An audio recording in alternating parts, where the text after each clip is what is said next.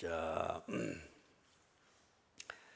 오늘은 우리가 8장 사무엘하 8장, 9장, 10장을 보면서 지난 주일 오후에 봤던 것처럼 7장에서 하나님과 다윗이 아주 친밀한 대화가 있었죠. 그 친밀한 대화, 그것을 통해서 그전에는 하나님의 약속을 듣고, 그리고 또 하나님께 다윗이 말하는 것은 굉장히 원론적이고 탁 규격화되어 있고, 올바른 기도, 또 바른 대화, 바른 생각, 이런 것으로 탁 하나님께 반듯하게 하려고 해요. 그것도 대단한 거죠. 그런데 7장에 와서는 이게 이제 몸에 익으면서 다 즐거움이 된 겁니다. 즐거움이. 그때 이거는 이제 한 단계 더 나아가서 하나님께 바로 기도하고 바로 살아야지, 어려운 사람이 돼야지, 요 각오에서 한 단계 더 성숙해가지고 하나님과 친밀해야지, 하나님께 더 가까이 나가야지, 하나님과 지내는 시간을 즐겨야지, 이제 성숙이 된 겁니다.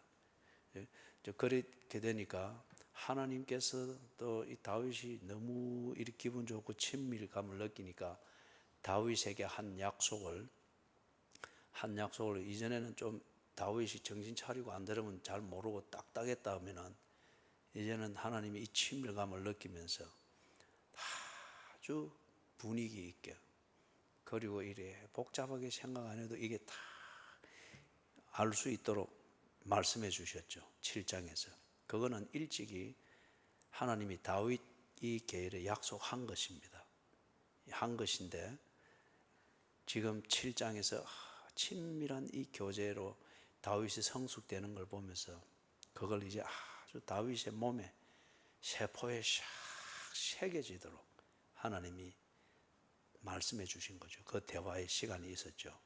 그래서 그걸 이제는 다윗이 자신의 삶이 되어지는 그 과정을 8장, 9장, 10장에서 우리가 이제 보는 겁니다, 오늘은. 그래서 보면서 그 배경이, 상황이 어떤가를 간단하게 살필 건 살피고, 그 다음에 그것을 통해서 우리가, 하나님께서 우리에게도 똑같이 그렇게 대하고 계시단 말이에요. 그럴 때에 우리가 그 하나님의 약속을 믿고 그게 내 삶이 되는 것, 이걸 위해서 우리가 어떤 태도를 실천해야 되느냐, 그 부분에 좀 초점을 맞추어서 8장, 9장, 10장을 이렇게 살피도록 하겠습니다. 그래서 오늘 뭘 할 건가를 간략하게 설명하면서 여러분을 보니까 근심이 가득해요. 어깨도 쭉 처지고 그 속이 뭔지 알아요. 아이고, 8장, 9장, 10장 이 세 장이나 이 하려면 오늘 또 어떻게 되는지 잘 보십시오. 잘 보시고 거기 먼저 7장에서 어떤 그 대화의 분위기에서 어떤 내용이 주어졌는가, 그 골격을 먼저 우리가 딱 한 번 더 되짚어 봐야 됩니다. 그리고 다윗이 하는 것, 여러분 절대 이 신앙생활이라고 하는 것은 기분으로 하는 것 아닙니다. 우리가 사람 간의 교제도 그렇잖아요, 그죠? 교제도 기분으로 하는 게 아니죠. 거래를 할 때는 정해진 약속대로 하면 되고, 그 다음에 뭔가 이 비즈니스 관계면은 정해진 규칙대로 하면 되고, 그런데 인격적 교제를 하는 것, 이거는 사람들이 좀 이래 친해지고 가까워지고, 그 다음에 내 입장에서 좀 신뢰가 되고 만만해지면은, 그러면은 사람들이 막 기분대로 해버려요. 예절은 절대 놓쳐서는 안 됩니다. 그 예절을 아주 즐겁고 편하게 이렇게 할 수 있는 그 단계가 아주 친숙해진 단계죠. 그렇다고 해서 막 그 사람의 인격과 존재와 의도와 진심을 무시하면서까지 막 이래 되면 이런 예절을 잊은 겁니다. 다 이 아주 고상하고 친숙한 그런 우정의 관계다, 신뢰의 관계다. 그러면 그 예절은 딱 중심에 있으면서, 이게 예절로만 전달되는 교제면은 참 딱딱하단 말이에요. 그리고 이게 참 긴장을 많이 만들고 조심해야 됩니다. 근데 이게 이제 친숙해지면은 요걸 딱 예절이라고 하는 것, 상대방을 존중하고 함께 있는 이것을 함께 즐거워하고 함께 있음으로 인해서 행복해지는, 이걸 위해서 예절을 다 서로 공유하고 누리는 이게 있습니다. 그때는 유머도 있고 때로는 반전이 있고 때로는 역설적으로 대화가 나가기도 하고 막 이렇죠. 그죠? 그래서 인격적 교제만 해도 우리가 이게 기분으로 하는 것 아니잖아요. 그래서 지금 7절에서 다윗과 하나님 사이에 아주 친밀한 이런 대화가 되고 이 분위기도 엄청나게 좋잖아요. 그리고 감성으로 이 얘기가 된 겁니다. 그렇다고 해서 그 기분만 가지고서 8장, 9장, 10장이 되어지는 게 아니거든요. 그죠? 여러분, 아주 기분이 좋아진 그 대화가 있고 만남이 있었을 때 그 기분 좋은 교제와 대화가 있게 되었던 그 핵심을 절대 잊어서는 안 됩니다.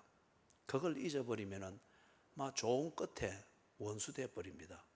기분이라고 하는 게 그런 거거든요. 그죠? 자, 그래서 이 7장에서 아주 하나님과의 친밀한 대화, 감성이 넘치는 이 대화에서 뭘 전달하고 뭘 새기고자 했던가, 그 핵심을 우리가 한번 되짚어보고, 그래서 그렇기 때문에 8장, 9장, 10장과 같은 다윗의 삶이 나오는구나, 그렇게 이해가 되어야 됩니다. 자, 그럼 한번 보십시다. 7장 9절, 7장 9절 같이 읽습니다. 시작. 네 모든 원수를 네 앞에서 멸하였은즉 땅에서 위대한 자들의 이름같이 네 이름을 위대하게 만들어 주리라. 지금 하나님께서 다윗에게 지금 이 곡간을 풀어놓고 다 퍼부어 주듯 지금 그렇게 말씀하는 그 시작이잖아요. 그 이전에 먼저 한 개 살필 게 있네요. 그게 3절을 보십시다. 3절 시작. 나단이 왕께 이르되 여호와께서 왕과 함께 하시니 마음에 있는 모든 것을 행하소서 하니라. 그 다윗이 1절 2절에서 하나님을 더 잘 모시고 싶은데, 더 잘 해드리고 싶은데 막 이 안타까움이 있었잖아요. 그게 그 마음의 진심을 나단 선지자가 알고 마음에 있는 대로 행하십시오. 이제 침정함으로 쫙 간 거죠. 그 핵심에는 뭐가 있습니까? 하나님을 하나님으로 존중하고 섬기고 싶다는 이 예절이 있는 거죠. 이게 이제 너무 친숙해지니까 이게 이제 의무감이 아니고 정말 그렇게 하는 게 사랑이다. 그래서 마음이 그렇게 확 쏠린 거잖아요. 그에 대해서 하나님도 그럼 니도 내 마음 받아라 하듯이 7장 9절에서 지금 그 말씀을 했죠. 그 다음에 말씀이 이어지면서 저기 또 11절을 보십시다. 하나님이 계속 말씀하는 겁니다. 11절 같이 읽습니다. 전에 내가 사사에게 명령하여 내 백성 이스라엘을 다스리던 때와 같지 아니하게 하고 너를 모든 원수에게서 벗어나 편히 쉬게 하리라. 여호와가 또 네게 이르노니 여호와가 너를 위하여 집을 짓고 하면서 그 뒤에 자기의 가문에 대해서, 그리고 가문이 어떻게 세워지는가에 대해서, 그 다음에 하나님의 기쁨이 되는 그런 가문의 삶이 어떻게 이어지는가 말씀을 쭉 하시고 16절에서 같이 읽습니다. 네 집과 네 나라가 내 앞에서 영원히 보존되고 네 왕위가 영원히 견고하리라 하셨다 하라. 하나님 이리 쭉 말씀을 했습니다. 이게 오래전부터 다윗과 그 가문에게 약속되어진 것입니다. 약속되어진 것이에요. 그런데 그게 어쩌면 지금까지는 교리적인 틀에서 또는 원론적인 틀에서 아니면은 거래로 치는 것 같으면 계약서상 명시되어 있는 그런 것으로서 이렇게 다 기억하고 또 기억하려고 애를 쓰고, 그래야 내가 좀 하나님 앞에서 어그러지지 않고 반듯하게, 그런 의무감이 많이 작용을 했던 거죠. 그리고 이거는 알면 알수록 때로는 피곤합니다. 부담이 됩니다. 그런데 지금은 이제 그렇지 않죠. 그죠? 이것에 대해서 다윗이 하나님 앞에 반응을 합니다. 28절, 29절 그 앞에서 쭉 이 말씀을 하면서 행설 수술하듯이 그렇게 막 감정이 넘치는데 28절 29절에서 정리를 합니다. 같이 읽습니다. 주 여호와여 오직 주는 하나님이시며 주의 말씀들이 참되시니이다. 주께서 이 좋은 것을 주의 종에게 말씀하셨사오니 이제 청하건대 종의 집에 복을 주사 주 앞에 영원히 있게 하옵소서. 주 여호와께서 말씀하셨사오니 주의 종의 집이 영원히 복을 받게 하옵소서 하니라. 28절 그 표현에서부터 보지만은 주께서 이 좋은 것을 주의 종에게 말씀하셨사오니, 더 이상 다윗에게 하나님의 약속은 다윗에게 이제 의무감을 지우는 부담이 아닙니다.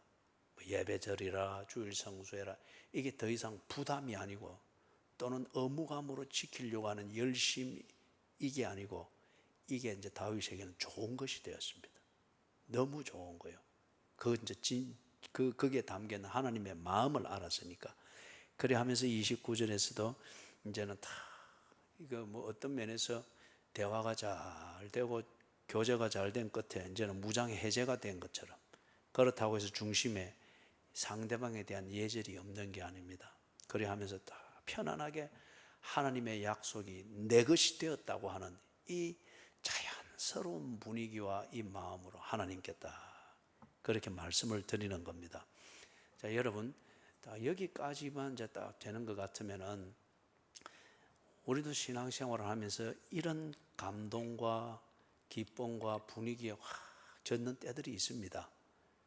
때로 기도를 할 때 기도를 통해서 지성적 깨달음으로 응답의 그 확신이 있는 때들이 있고, 어떤 때는 우리의 감성의 분야에서 감동과 함께 뭔가 모르게 그것에 대한 확신이 있고 다 자신감이 있는 감성적 영역에서의 그런 또 응답을 느낄 때 얼마나 기뻐요. 그죠? 뭔지도 모르는 짓을 막 기뻐가지고 막, 그죠? 정신없이 막 그러죠. 그때는 뭐 부탁하면 뭐 다 들어주죠. 뭐 기분이 좋아가지고. 그죠? 다 들어준단 말이에요. 그런데 그 기분에만 사로잡혀 있는다고 해서 하나님의 약속이 이루어진 것은 아닙니다. 다윗이 지금 이 분위기에 사로잡혀서 이 분위기를 올가먹고 이 분위기 안 놓치고 관리하려고 늘 그 시간에 기도하듯이 기도만 하고 있고 이런, 그러면 이 약속이 이루어지겠어요? 안 이루어지겠어요? 안 이루어지는 거예요. 그죠? 현실에 안주하라고 지금 이 분위기를 만들어주는 게 아니거든요. 그리고 그렇게 된 것으로 네 자신을 자꾸 주입을 시키면서 인생을 피곤하게 보지 말고 참 긍정적으로 보면서 그냥 현실을 그렇게 잘 견뎌내라, 그래 하라고 이런 말씀 주고 또는 응답 주고 그런 게 아니거든요. 하나님께서 응답을 이렇게 주신 것은 하실 일을 말씀한 겁니다. 하나님이 하실 일을 말씀했다고 하면은 이 이야기를 함께 나누었던 다윗에게는 뭐가 있는 겁니까? 자기도 할 일이 있는 거예요. 이 약속이 성취되는 자리에 있어야 되고 하나님이 약속을 이루는 과정에 자기가 동행을 해야 됩니다. 그리고 그 약속을 성취되는 것을 받을 준비를 움직여야 됩니다. 그래서 약속이 움직이면 지도 움직여야 됩니다. 이 약속을 성취하시는 하나님이 당신의 역할을 해나가면은 다윗도 하나님과 동행을 하면서 따라 나가야 됩니다. 그렇기 때문에 여러분, 신앙생활을 하면서 하나님과 교제하는 가운데 우리에게 큰 감동이 있고 감성적 영역에서의 큰 기쁨이 있고, 그래서 분위기가 확 내가 상상하지 못했던 어떤 구름에 발을 딛고 있는 이런 때들이 있습니다. 그거는 지금 비참하고 초라하고 비겁하고 살아가는 내 처지를, 그것에 대한 고통이나 수치심이나 이걸 잊어버리라고 주는 종교적 마취주사가 아닙니다. 하나님이 주시는 은혜는 절대 우리를 현실 안주하도록 만드는 무통주사가 아니다 말이에요. 이게 해결이 안 되니까, 이 고비를 못 넘어가니까 소위 말해서 기도 열심히 한다고 하는 집사, 권사, 장로, 목사들이 참 초라하게 살고 비겁하게 사는 걸 부끄러운 줄 모르고 여전히 그게 하나님의 은혜라고 하면서 혼자 도취돼서 사는 게 너무 많단 말이에요. 그러다 보니까 오늘 오전에 봤던 것처럼 바울과 같은 이 영향력이 나타나지 않고 오히려 저 지 기분에 사는 거 일이 된단 말이에요. 그래서 지금 다윗이 이 7절과 같은 이 감동으로 하나님의 약속을 다시 확인하고 이게 내 삶이 되는 것을 분명히 확인하면서 29절과 같은 이 담대한 대화를 했지 않습니까? 이 위에서 다윗이 이제 8장에서 나오는 것, 9장에서 나오는 것, 10장에서 나오는 이 현실적인 삶을 차원이 달라진 삶, 이전에 지 스스로도 생각하지 못했던 도전적인 삶, 그리고 이전에 지 처지를 보고 지 성향을 보면은 우리 지금까지 살아왔던 실력을 보면은 꿈도 꾸지 못할 이걸 자연스럽게 하고 있는 것을 봅니다. 왜냐하면 7장이 토대입니다. 그죠? 여러분, 이게 기도하는 겁니다. 이게 기도 응답 받았다는 거예요. 이게 신앙생활입니다. 그렇지 않습니까, 여러분?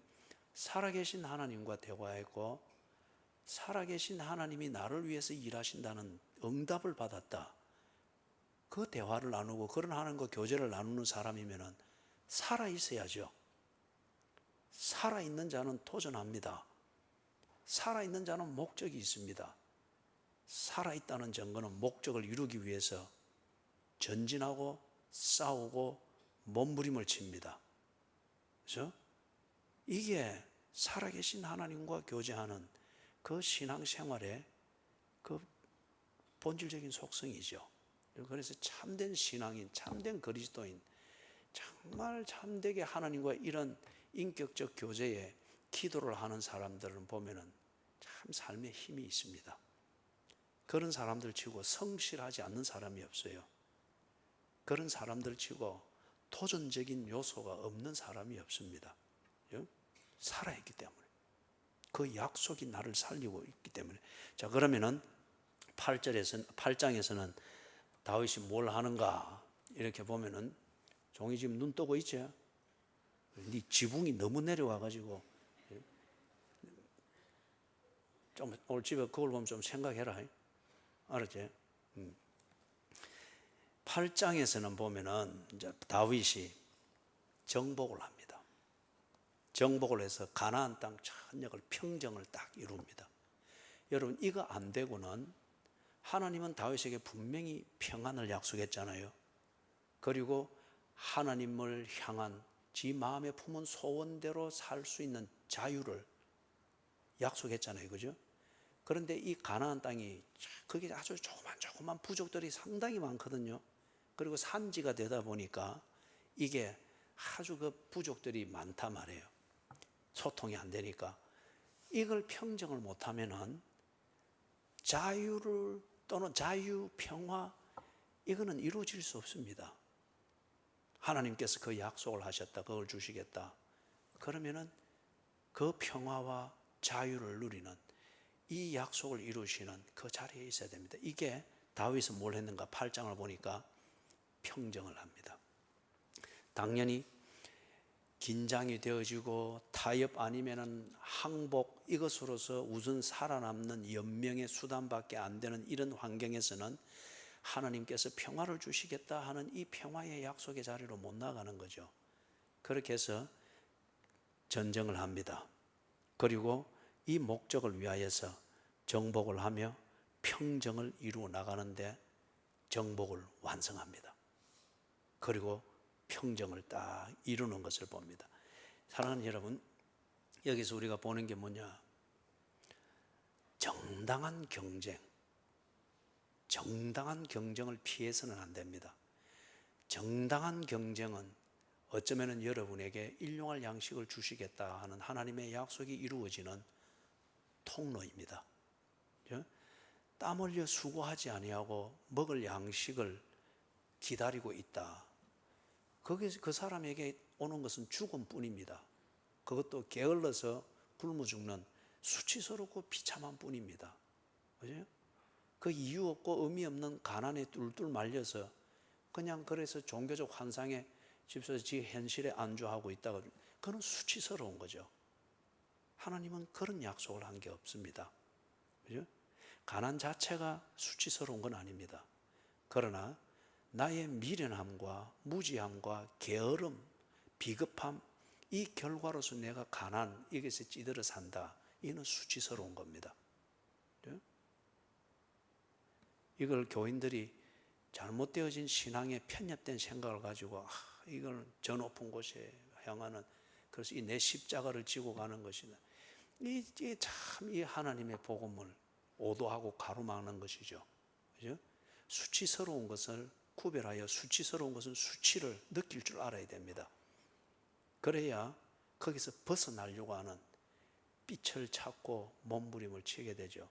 여기서 좀 그 배경을 간단하게 한 두어 가지 정리할 게 있습니다. 다윗이 2절에 보면은 같이 읽어보세요. 시작.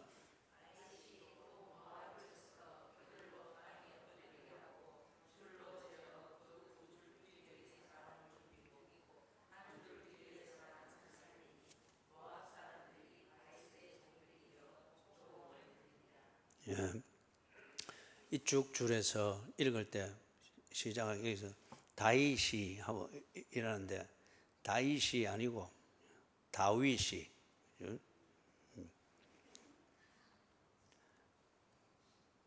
그것도 또 비웃는 것도 아니요. 그것도 좀.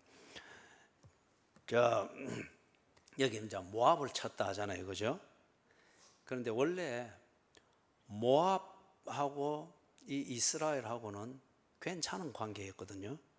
괜찮은 관계였습니다. 그래서 여러분 저기 보면은 찾아보십시오. 사무엘상 22장.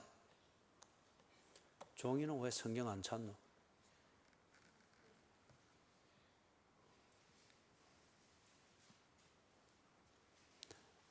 사무엘상 22장. 여기 아까 다윗이 하고 했던 만회할 기회를 줄 테니까 1절 요 줄만 같이 읽어봅니다. 시작.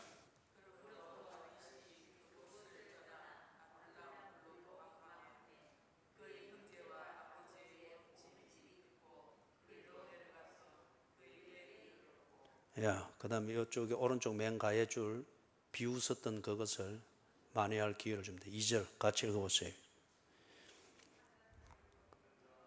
다시 환란이 아니고 환란 당자. 시작.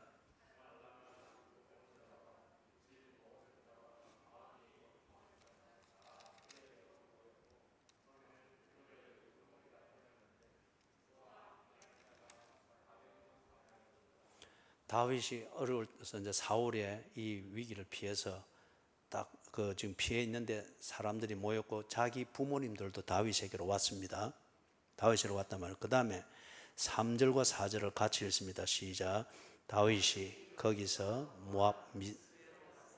모압 왕에게 이르되 하나님이 나를 위하여 어떻게 하실지를 내가 알기까지 나의 부모가 나와서 당신들과 함께 있게 하기를 청하나이다 하고 부모를 인도하여 모압 왕 앞에 나아갔더니 그들은 다윗이 요새에 있을 동안에 모압 왕과 함께 있었더라. 지금 다윗이 자기 부모님을 누구에게 위탁합니까? 모압 왕에게 위탁했죠. 이 말은 다윗이 피할 때까지 피해보고 더 안전하게 피할 곳이 없으니까 모압 땅으로 간 거예요. 그런 이제 모압 이 왕하고 괜찮았다는 거잖아요, 사이가. 그래서 자기 부모님을 왕에게 위탁을 하면서 모압 땅에 거주하도록 하고 다윗은 다시 이게 유다 땅으로 들어왔습니다. 그런데 이 이후로 다윗의 부모님에 대한 언급이 성경에 다시는 나타나지 않습니다. 다시는 나타나지 않습니다. 이 말은 무슨 말이냐? 많은 학자들이 이걸 두고서 추측을 하기를. 그리고 다윗이 여기서 다시 사무엘하 8장으로 넘어옵니다. 모압을 이래 치는데 아주 진멸을 시키잖아요, 그죠? 진멸을 시키는데 왜 이렇게 관계가 악화됐을까? 이 부분에 대해서 모압 왕에게 위탁했던 자기 부모님들을 그 뒤에 모압 왕이 제대로 돌보지 않고 죽였다는 겁니다. 그죠? 그 당사자가 죽였던, 그 뒤에 누군가가 죽였던, 후임자가 죽였던 어떤 지 거기서 죽었다는 거예요. 그래서 이 약속을 깨뜨리는 어떤 이것으로 인해서 다윗이 모압에 대하여서 상당히 좋지 않은 마음을 가지고 있었다. 그런데 지금 여기서 모압하고 전쟁이 일어나게 됐단 말이에요. 그래서 지금 다윗이 줄로 재어 가지고, 이거는 포로로 잡은 모압 사람들을 땅에 다 눕힌 겁니다. 땅에 다 눕혀 가지고 줄을 3등분 한 거예요. 3등분 딱 해서 재보고 3분의 2를 넘어가면은 이는 죽는 겁니다. 그리고 이게 3분의 1로 들어오면은 이거는 사는 겁니다. 이게 일종의 후한을 없애는 거죠. 당시 고대 근동 그쪽 지역에서는 잔인했습니다. 잔인했어요. 그래서 그런 전쟁 문화에서 볼 때는 이 다윗이 이리 하는 게 그 지역에서 볼 때는 그렇게 이상한 것은 아니에요.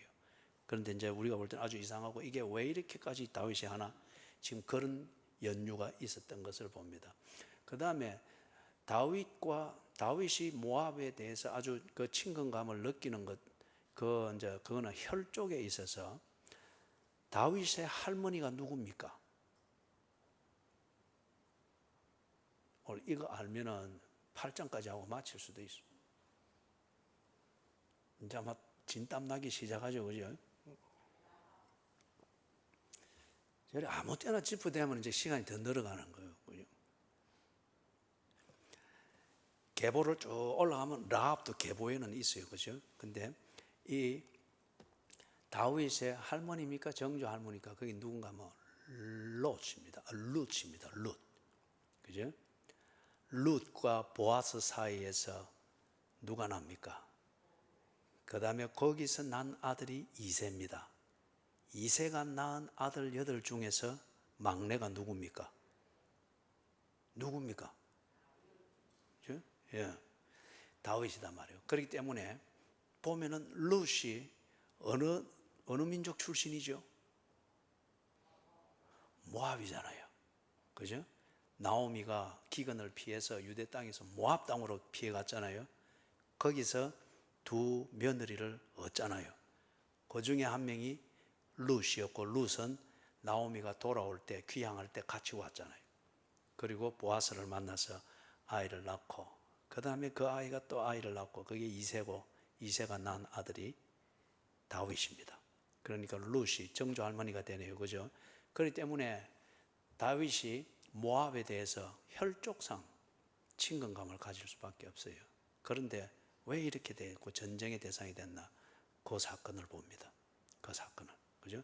그 다음에 이게 있고, 여러분이 이제 시편 60편을 보면은 거기에 다윗이 이 주변을 정리하는 이 전쟁의 상황을 시편 거기에서 쭉 정리해서 함축해서 이야기를 하는데, 거기에 모압과 에돔이 나와요. 모압과 에돔이 다윗이 아람과 전쟁하고 이럴 때에 뒤통수를 친 거예요. 이게, 그죠? 뒤통수를 친 거예요. 배신을 했단 말이에요. 이제 여기에 대해서 보복을 하고 본때를 보여주는 거기에 있기도 하고. 자, 그 다음에 그래서 모압을 딱 정리를 합니다. 그 다음에 여러분 2가지만 더 보면은 거기에 하닷 에셀이 나오죠. 하닷 에셀은 소바 왕이고, 그 다음에 저 밑에 가면은 9절에 하맛 왕이 나오죠. 이거는 자주 나옵니다. 이거는 지금 우리 지도에서, 우리 현대 지도에서 보면 어디 지역에 해당되는가 하면은 하닷 에셀이 왕이었던 소바, 이거는 지금 시리아 땅 북쪽에 안쪽 내륙 쪽으로 보면 되고, 하맛 이 땅은 북쪽 지금 현재 레바논과 시리아 저 북쪽으로 해서 터키 반도로 이어지는 그 길목까지. 그러니까 쉽게 보면은 하맛 이 땅은 레바논의 북쪽으로 보면 되고, 그 다음에 레바논이 여기 있다면은 여기 보세요. 여기 이제 레바논이라 치면은 하닷 에셀이 왕이 되었던 소바는 어딘가 하면 요것과 맞아붙은 요쪽. 그렇기 때문에 요쪽은 지중해 바다고 요쪽은 요르단 사막이 되는 거예요. 요르단. 우리 김성일 집사님이 그 있으면서도 어딘지 모르고 막 헤맸던데. 그죠? 그래 이제 귀국했을 때 성신구사님 어디 갔다 와서 어디 있었긴 있었는데 어딘지는 모르겠다. 무슨 말인지 알겠죠? 그래서 이쪽 요걸 보고 뭐라고 하는가 하면은 성경에서는 큰 범위로 말할 때 아람이라고 합니다. 아람. 그래서 지금 시리아가 굉장히 자부심이 있는 것 중에 하나가 그들의 대부분 지역은 아람 군대의 어떤 그 후예들의 땅이거든요. 이 대단한 자부심을 그걸 이제 가지고 있는 거죠. 예? 예. 이라크 같으면 이제 바벨론, 우리는 바벨론의 후예다. 그래 바벨론 제국을 꿈꾸고 있고, 이란 같으면은 페르시아의 제국을 이루고, 그 나름대로 그들의 민족적 자부심이 그리 있는 겁니다. 그래서 지금 하닷 에셀이 거기에서 제일 큰 힘을 발휘를 하고 있고 세력을 가지고 있는 거예요. 그래서 거기도 조그만 부족들이 나누어져 있으니까 이 하닷 에셀이 소바를 이 도시를 중심으로 해서 그쪽 지역을 다 평정을 한 겁니다. 그래서 다 식민지로 삼은 거죠. 반면에 이 하맛 여기에 이 또 왕은 이쪽 레바논, 지금의 레바논 지역에 해당되어지는 여기에 있는 조그만 부족들을 다 정복을 하고 자기들의 식민지로 딱 삼았는데, 이제 서로 이 지역의 강대가 되니까 이 하닷 에셀이 하맛을 삼키려고 하는, 그래서 여기 지금 전쟁을 했다는 이거예요. 그런데 이쪽에 있는 조그만한 것들이 다윗에게 다 정벌됩니다. 이거는 이 가나안 땅 북쪽에 있는 아주 전쟁을 좋아하고 그다음 나름대로 강성한 그런 민족들이니까 이스라엘 북쪽이 언제나 이것들에 의해서 불안하단 말이에요. 다윗이 이걸 딱 정리를 합니다. 그 뒤에 8장 11절 12절 8장 12절입니다. 12절 11절 끝에부터 읽어야 되겠군요. 그가 정복한 모든 나라에서 얻은 은금. 12절 여러분 읽습니다. 시작. 곧 아람과 모압과 암몬 자손과 블레셋 사람과 아말렉에게서 얻은 것들과 소바 왕 여로보의 아들 하닷 에셀에게서 노래강같이 드리니라. 그 다음에 13절 14절 같이 읽습니다. 다윗이 소금 골짜기에서 에돔 사람 18,000명을 쳐 죽이고 돌아와서 명성을 떨치니라. 다윗이 에돔에 수비대를 두되 온 에돔에 수비대를 두니 에돔 사람이 다 다윗의 종이 되니라. 다윗이 어디로 가든지 여호와께서 이기게 하셨더라. 하나님의 그 약속이 성취됐죠. 그죠? 성취되는 이게 뻥튀기 튀기듯이 뻥 이렇게 된 게 아니잖아요. 그죠? 네가 어디로 가든지 이기게 하고, 그리고 네가 평화를 누리고 네 마음에 품은 대로 하나님을 섬기는 자유를 누리게 하겠다 하는 이 하나님의 이 위대한 약속. 그래서 다윗이 그렇게 기분 좋았던 그 약속, 이것이 성취되는 건 하나님의 능력이죠. 그런데 하나님의 능력이 나타나는 이거는 다윗의 일상의 삶에서 하나님을 섬기는 자유를 빼앗기지 않고 하나님을 섬기는 데 있어서 마음을 흔들고 뜻을 흔드는 이런 평화가 깨지지 않기 위해서 환경을 정리하는 다윗의 이 어떤 면에서 목숨을 건 이 일상의 삶을 통해서 하나님의 능력이 쫙 이루어졌습니다. 무슨 말씀인지 알겠죠? 그죠? 하나님의 능력을 꼭 이 감나무 밑에 들어 누워서 입 벌리고 있으면 곶감 톡 들어오듯이 그렇게 보면 안 된다 이거죠. 오늘 오전 예배 시간에 바울의 손을 통해서 나타난 능력, 이거는 정말 꼭 천둥 때리는 것 같고 벼락 치는 것 같아요. 그러면 이걸 보면서 사람들이 절대 믿지는 않습니다. 놀랄 뿐이에요. 놀라면서 정신이 거기에 딱 모이는 거예요. 주의가. 그때 복음이 전거되어지는 거예요. 예? 이게 이래서 이렇고 이랬다. 그때 정신 차리고 이리 보는 겁니다. 그런 그 능력이고, 이제 여기 지금 다윗의 경우에 8장에서 나오는 이 하나님의 능력이 행함, 이거는 다윗의 일상생활과 습관과 이 모든 것을 차근차근 바꿔서 약속이 이루어지는 자리까지 이끌어가는 걸 보고, 여기에서 다윗의 진정한 신앙이라고 하는 것은 하나님의 약속을 믿는 이 믿음으로 하나님을 섬기는 그 평화, 하나님을 섬기는 자유, 이것에 필요한 자신의 삶의 환경을 하루하루 만들어가는 이것을 보게 됩니다. 그것에 집중하는 거죠. 그 결과 딱 보니까 다 이루어졌어요. 다윗이 어디로 가든지 여호와께서 이기게 하셨더라. 이게 하루 만에 되었겠어요? 1년 만에 되었겠어요? 이건 분명히 시간이 걸리죠. 전쟁을 얼마나 많이 했습니까? 그죠? 그러나 변함이 없었다. 하나님께서 끌어가는 것. 자, 여러분, 그래서 8장을 통해서 우리가 좀 생각해야 될 그 교훈이 뭘까요? 정당한 경쟁은 피해서는 안 됩니다. 경쟁 없이 이기는 것 없습니다. 경쟁 없이 얻는 것 없습니다. 그죠? 여러분, 장사를 왜 합니까?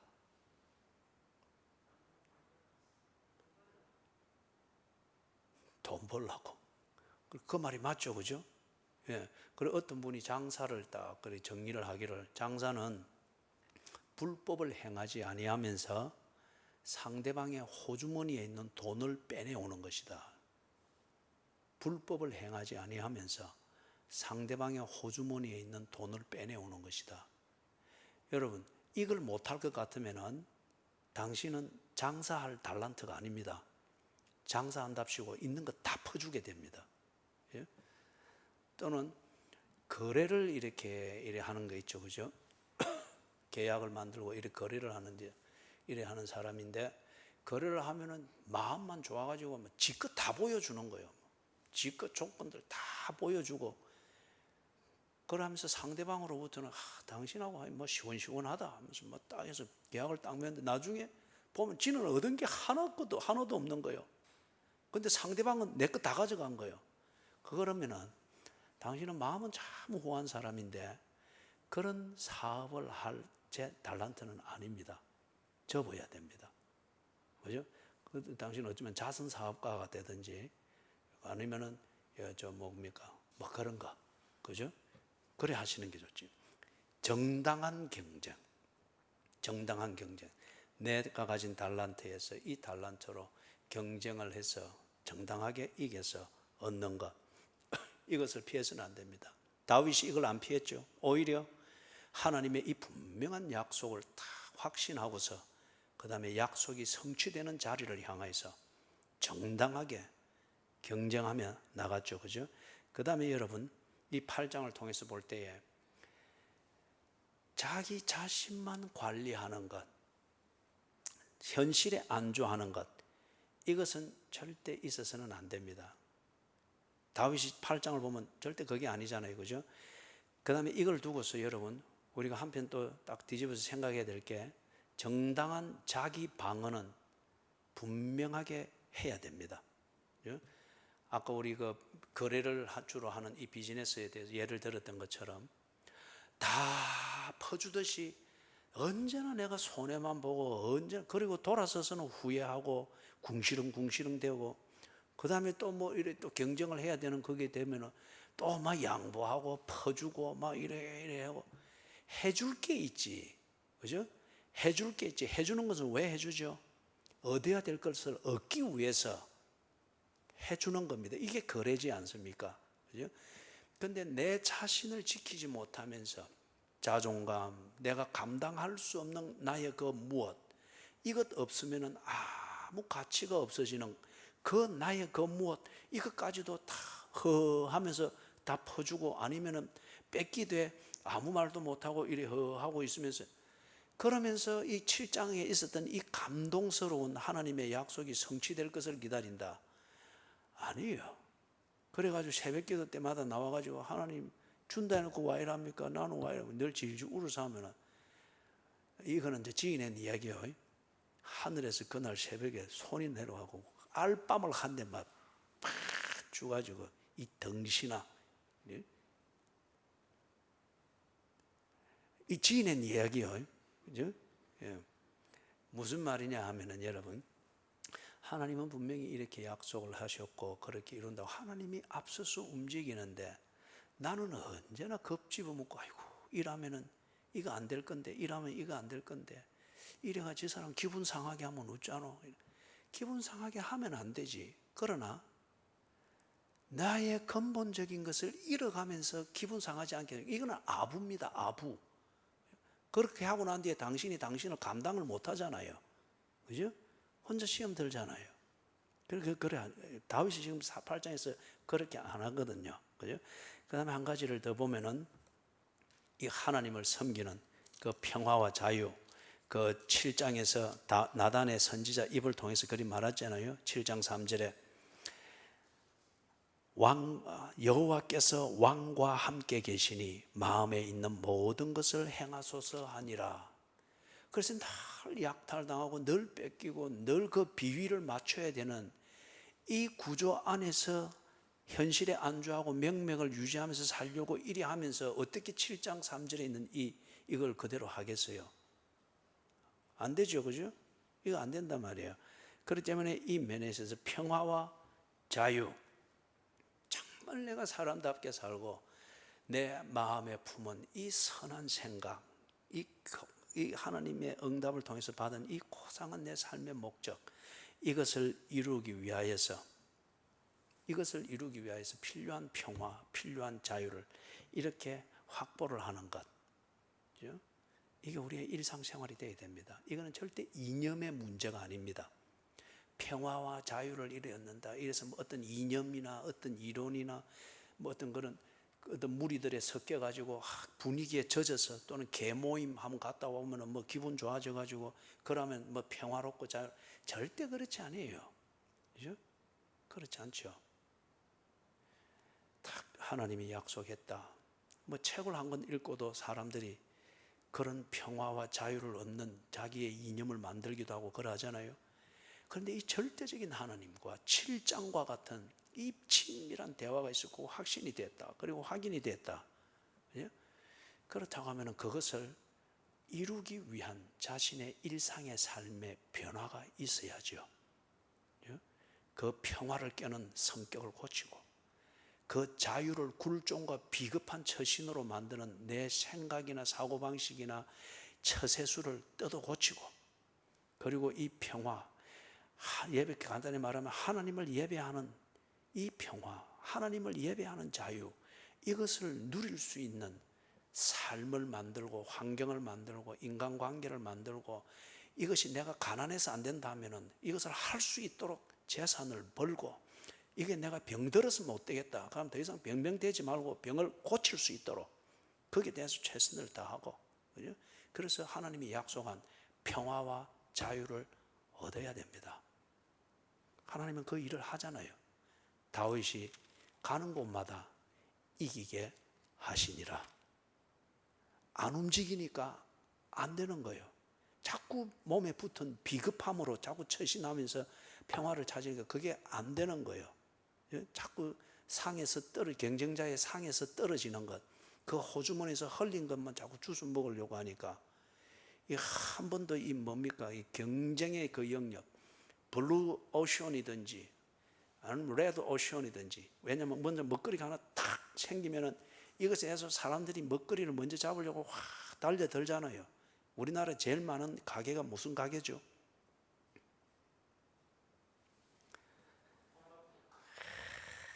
이건 진짜 과음을 한번 쳐야 되는데, 예? 과음을 한번 쳐야 되는데 수요일 한번 과음 치다가 경기 들린 사람이 있어서 내가 이제 안 하려고 그래. 치킨집이 제일 많죠. 치킨집이. 예? 치킨집이. 근데 뭔 말하려다가 이렇게 가보네. 경쟁, 그죠? 이 치킨집을 하나 열고, 이거는 이제 너무 경쟁이 심하니까 이걸 보고 레드 존이라고 합니다. 뜨겁게 경쟁이 했다는 거예요. 반면에 요게 확 달라붙어 있는 동안에 다른 먹거리들이 여기 있는 거라. 4차 산업과 관련되어진 것들이든지 이런 것들이 딱 있는 거예요. 여기는 그런데 사람들이 이걸 못 보니까 여기는 가면 막 낚시만 넣으면 싹 물고기 올라오듯이 이런 데를 보고 뭐라고 하면 블루 존이라 그래요. 블루 오션. 아직 경쟁이 치열하지 않는데 여기에 아주 큰 먹거리가 벌이가 여기 있다는 거예요. 그런데 여러분, 움직이지 않으면은, 시도하지 않으면은 블루 오션이든지 레드 오션이든지 없습니다. 그냥 지 기분만 관리할 뿐이지 자꾸 굶는 거요. 초라해지는 거요. 그리고 또 좀 배고파서 초라한 생각 들면 또 주 안에 있는 나에게, 이래 또 배고파 못 부르니까 힘낸다고 또 슬픈 마음 있는 사람, 그래 하면 뭐 더 슬프지, 더 처량하고. 그죠? 하나님의 약속을 그래 믿었으면은 정당한 경쟁으로 뛰어드시고 하나님이 힘을 주십니다. 그죠? 그 다음에 자기를 방어하고 자기를 정당하게 지키는 거, 이건 내가 해내야 될 일입니다. 그죠? 해내야 될 일이에요. 하나님께서 그렇게 인도하시는 것을 믿으면은 사망의 엄청난 골짜기로 길인 줄 알고 들어가야 됩니다. 그리고 꾸준히 걸어가야 됩니다. 예? 그리고 내 마음의 소원이, 참 하나님이 기뻐하는 소원이 있다. 그 소원을 이룰 수 있는 평화를 유지할 수 있는 환경을 만들고 그 자유를 누릴 수 있는 그런 관계와 습관과 이것을 만들어내는 자기와의 싸움을 일상생활로 만들어야 됩니다. 그죠? 그럴 때에 어느 날인가 또 보면은 다윗이 가는 곳마다 이기게 하시더라. 이걸 여러분의 이름을 넣어서 한번 해봅니다. 자, 고개를 들고 저를 보십시오. 예, 여러분의 이름을 넣어서 한번 해봅니다. 시작.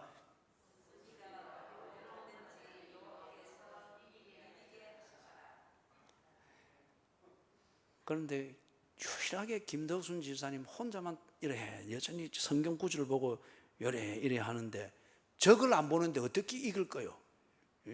이거 뭐 때려 보고 하는데 다시, 그죠? 다시 자 보시고 담대하게 시작.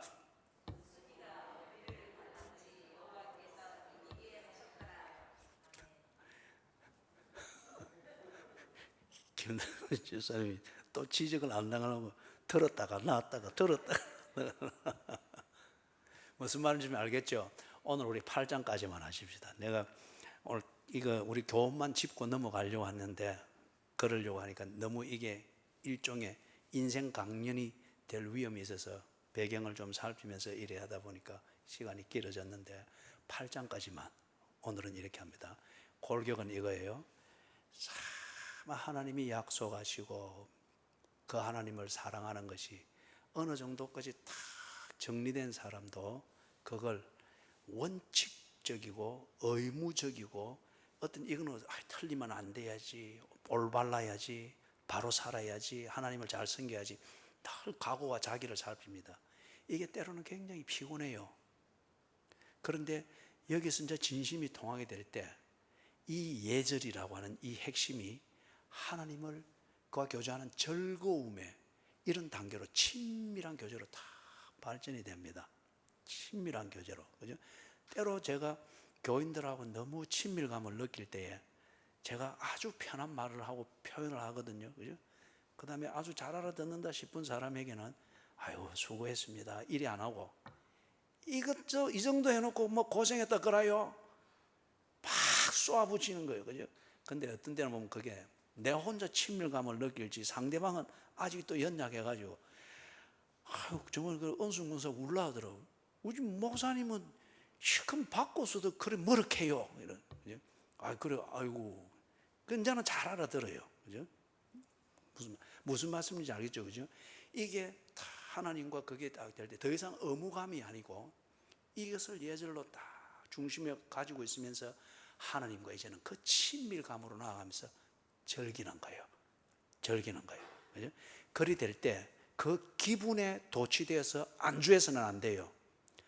우리의 감성의 영역이 신앙생활에 굉장히 중요합니다. 그러나 이것만 너무 강조하다 보면은 기분만 가지고 신앙생활하는 사람이 돼요. 그러면 그대로 무너져 버립니다. 그죠? 기분처럼 못 믿을 게 없잖아요. 그죠? 참 그것처럼 믿어서는 안 되는 게 없잖아요. 그때에 기분에 안주하지 말고 이 친밀함으로 다가오신 하나님이 주신 그 약속의 말씀, 그걸 위해서 하나님은 분명히 일하신다. 그러면 나도 하나님과 교제하려면 그 하나님과 더불어 동행이 돼야지 이게 되는 거예요. 그럴 때 여러분은 정당한 경쟁을 두려워하지 않고 경쟁력 있는 삶을 시작할 겁니다. 그리고 여러분 자신을 평화와 자유를 누릴 수 있는 사람이 되도록 여러분 자신을 세워가고 만들어가고 관리해내는, 그게 자존감이고 자신감이잖아요. 그렇게 딱 만들어져 가게 될 거예요. 그 다음에 여러분이 더 이상 이제 구실구실한 변명과 상대방의 이해를 구하는 자기 변명이 점점 없어질 겁니다. 그게 뭐죠? 평화를 누리고 있다는 거예요. 자유를 누리고 있다는 거예요.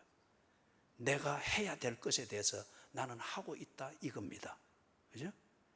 8장이 오늘 우리에게 그것을 보여주고 있습니다. 이게 여러분의 일상이 되기를 주님의 이름으로 축원합니다.